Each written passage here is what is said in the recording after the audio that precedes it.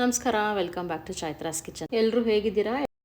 ಇವತ್ತು ಒಂದು ಸಖತ್ತಾಗಿರೋ ರೆಸ್ಟೋರೆಂಟ್ ಸ್ಟೈಲಲ್ಲಿ ಮಸಾಲ ಕಿಚಡಿ ಮಾಡ್ತಾಯಿದ್ದೀನಿ. ಮಸಾಲ ದಾಲ್ ಕಿಚಡಿ ಇದು ಸೂಪರಾಗಿರುತ್ತೆ. ಒಳ್ಳೆ comfort food and light food ಅಂತಲೇ ಹೇಳ್ಬೋದು.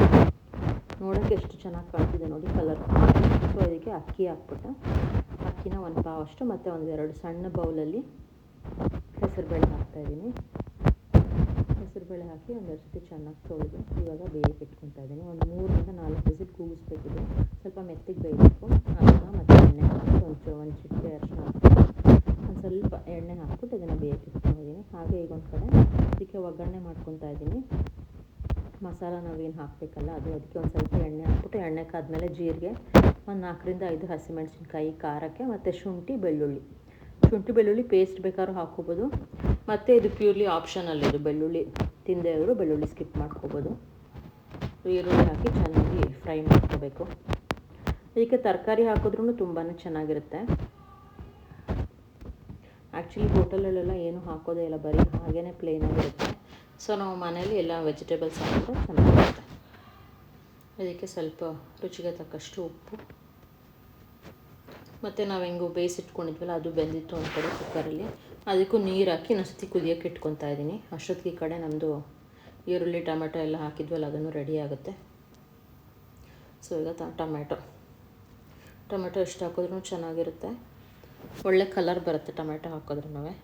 ಟೊಮೆಟೊ ಹಾಕಿ ಇದೊಂದು ಸತಿ ಮಿಕ್ಸ್ ಮಾಡಿಕೊಂಡು ಸ್ವಲ್ಪ ಟೊಮೆಟೊ ಬೇಯೋ ತನಕ ಚೆನ್ನಾಗಿ ಬಾಡಿಸ್ಕೊಂಡ್ರೆ ಇದಕ್ಕೆ ಸ್ವಲ್ಪ ಬಟಾಣಿ ಇತ್ತು, ಫ್ರೋಝನ್ ಬಟಾಣಿ, ಅದನ್ನು ಹಾಕ್ತಾಯಿದ್ದೀನಿ. ಆ್ಯಕ್ಚುಲಿ ಹುರುಳಿಕಾಯಿ, ಕ್ಯಾರೆಟು, ಗೋಬಿ ಅದನ್ನು ಹಾಕ್ತಾರೆ ಕೆಲವರು, ಅದು ಹಾಕಿದ್ರೂ ಚೆನ್ನಾಗಿರುತ್ತೆ.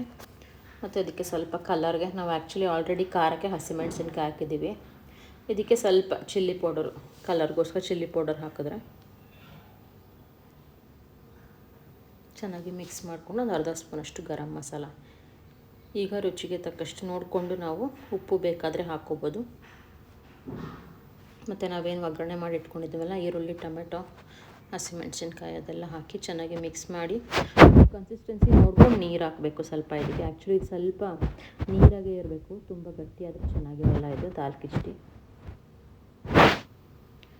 ಅದಕ್ಕೆ ಮೇಲೆ ಇನ್ನೊಂದು ಸ್ವಲ್ಪ ಉಪ್ಪು ಹಾಕಿ ಚೆನ್ನಾಗಿ ಮಿಕ್ಸ್ ಮಾಡಿದ್ರೆ ನಿಮಗೆ ದಾಲ್ ಕಿಚಡಿ ಸರ್ವ್ ಮಾಡ್ಬೋದು. ಈಗ ಮತ್ತು ಇನ್ನೊಂದು ಬಾಣಲೆಯಲ್ಲಿ ಒಂದು ತಡ್ಕ ಮಾಡ್ತಾಯಿದ್ದೀನಿ. ಇದಕ್ಕೆ ಸ್ವಲ್ಪ ತುಪ್ಪ ಹಾಕ್ಬಿಟ್ಟು ಒಂದು ಅರ್ಧ ಸ್ಪೂನಷ್ಟು ತುಪ್ಪಕ್ಕಾದ್ಮೇಲೆ ಸ್ವಲ್ಪ ಬೆಳ್ಳುಳ್ಳಿ, 1-2 ಎಸ್ಲು ಸಣ್ಣದಾಗಿ ಬೆಳ್ಳುಳ್ಳಿ ಹೆಚ್ಚಿಟ್ಕೊಂಡಿದ್ದೆ. ಒಂಥರ ಫ್ಲೇವರ್ ಚೆನ್ನಾಗಿರುತ್ತೆ ಇದು, ತುಪ್ಪ, ಚಿಲ್ಲಿ ಪೌಡ್ರು ಎಲ್ಲ ಹಾಕಿದ್ರೆ.